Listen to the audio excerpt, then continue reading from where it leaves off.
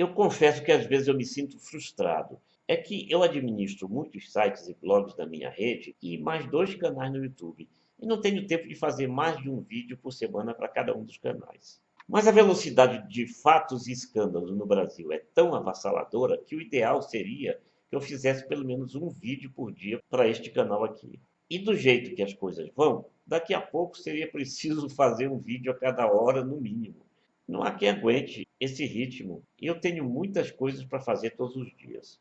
Mas existem duas evidências que se tornam a cada momento mais inquestionáveis e me deixam mais tranquilo. Os desdobramentos de um fato muitas vezes distorcem, ou pelo menos tentam distorcer, os próprios fatos. E a segunda evidência é de que o Brasil não é uma ilha isolada do resto do mundo. Com isso, o que eu estou querendo dizer é o seguinte: os fatos divulgados pelo site The Intercept sobre as conversas entre o chamado juiz Sérgio Moro e o chamado procurador Dallagnol são uma coisa, e as versões que podem surgir são completamente outra, duas coisas distintas.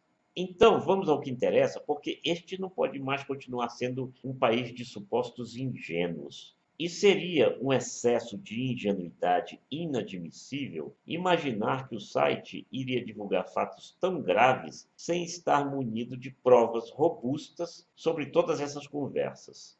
Os desdobramentos, até o momento em que eu gravo este vídeo, resumem-se a desculpas esfarrapadas dos envolvidos no escândalo, que dão mais ênfase à questão da ilegalidade em obter os fatos, mas em nenhum momento deixam dúvida quanto à veracidade do fato em si e à verdade jurídica inquestionável de que o juiz não pode manter conversações com a parte acusadora sobre uma questão em que lhe caberá proferir a sentença. Sim, é lógico, existe a figura da chamada prova ilícita, mas neste caso, o chamado juiz estaria colhendo o que ele mesmo plantou, pois foi acusado de também vazar de forma ilícita escutas telefônicas sem o devido respaldo legal para efetuar essas escutas. O segundo fato é o seguinte: este é um escândalo de repercussão internacional extremamente prejudicial à imagem do Brasil, que passa a ser visto como o país da corrupção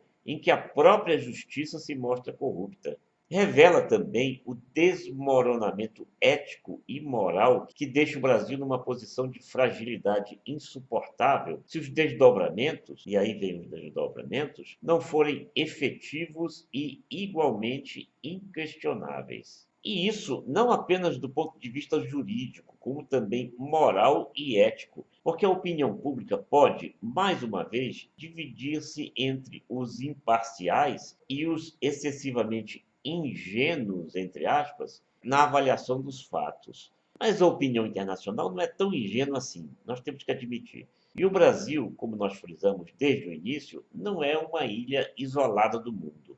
Alguns consensos precisam ser estabelecidos. A escuta pode ter sido ilegal uma vez que não foi autorizada. Mas será que um juiz do tipo Sérgio Moro, também acusado de vazamentos ilegais e de ter se pronunciado em defesa desses vazamentos, que teriam, segundo ele, como suposta justificativa um objetivo maior, será que ele autorizaria, um juiz desse ou desse tipo, autorizaria essas escutas? Questionável, talvez. Mas isso não importa, porque o juiz, que agora é objeto de acusação, procedeu da mesma forma, sob a alegação imoral de que os fins justificam os meios. Só no caso dele, só no caso em que ele age dessa forma, a apontada ilegalidade da escuta não anula aquilo que o seu conteúdo revela. A inadmissível parceria entre juiz e acusador com o objetivo de produzir uma culpa que seria decretada pelo próprio, agora,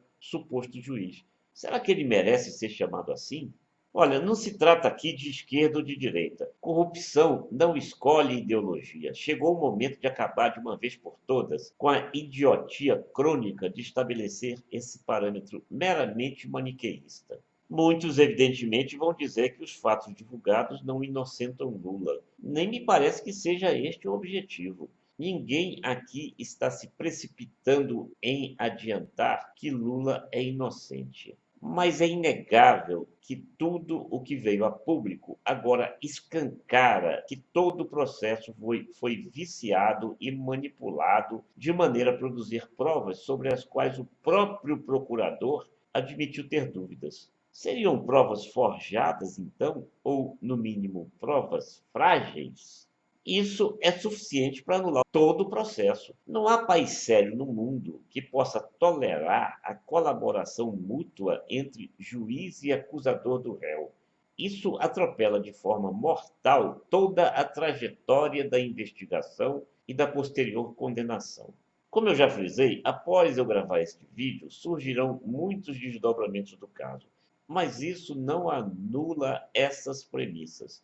Já começaram a sobrar declarações de um cinismo que ultrapassa qualquer limite, como a dos aliados do presidente, eleito, por sinal, com base em fake news amplamente desmascarados e que, no entanto, vêm posar de defensores da legalidade quando a questão é contra todo um mecanismo que teria resultado numa eleição fraudulenta.